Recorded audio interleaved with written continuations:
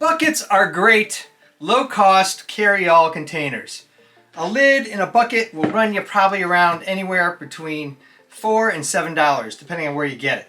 The only problem is, once you got a bunch of stuff in the bucket, what do you do when you need the bucket? Do you just pour it all out? I've got a solution to that. A bucket inside of a bucket. Now you've got everything that was in the bucket in this sleeve that I put inside, and now you can use the bucket for all sorts of different things. Interested in finding out how to make one of your very own? Let's get started. To prep the inner bucket, it's pretty easy. What you're going to do is use these handles as a guide. You're going to come down here and drill 2 1/4-inch holes about 40 centimeters, 20 centimeters on either side, or 1.5 inches, so 3/4 of an inch on either side, right here at the rim. Now use the rim as a guide. The reason why you drill the holes here and on this other side is to give you a frame of reference so that you don't overcut with the saw. And you're just going to use the saw like this and just come down in here, cut a nice even cut all the way around to the holes on the other side, and then on this side you're just going to cut straight down. And there'll be some ribs in here that are straight that you can use as a guide, either side of the ribs, and that will be your guide for the tab. And then cut off this one piece here. Use a saw, you could a box cutter, whatever it is. And then you'll have this handle. And the great thing about this is that it fits down inside another bucket like that. Now you'll see the tabs are extended. The other thing we did is just took and drilled some 1/8 inch holes in the bottom.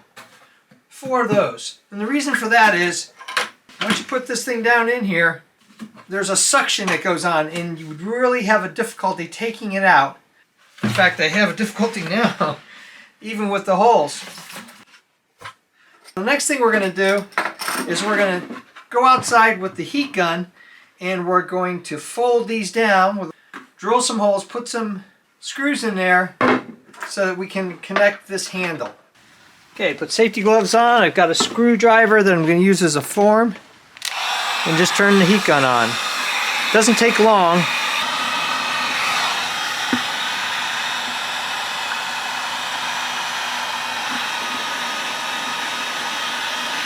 Don't want to overheat it.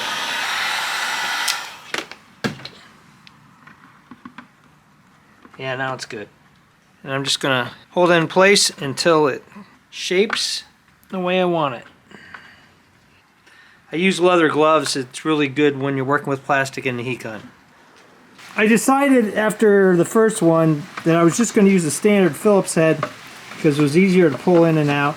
So I reshaped the one where I used the bigger screwdriver before. I'm pressing down again to make a dimple here. I don't know if you can see it, but it's just a little concave here. So when I put the screw in, it's not going to rub up against the outside bucket. Doesn't take long. Here's the other side. I probably squeezed down a little bit too much on that one, but you can see the dimple. So it's a tight fit. All you need is enough room to run a piece of paracord, which is going to help you with the bucket. So we'll take this back inside and finish the inner bucket. So there's a detail of the tab that's finished. You can see that there's holes on both sides. Here I've taken a screw. I want something with a fairly large head on it. This is a number 10 screw. You could use any kind of screw you wanted. But it's important that it's a 1/2 inch long and you're using a nylon lock nut on the other side.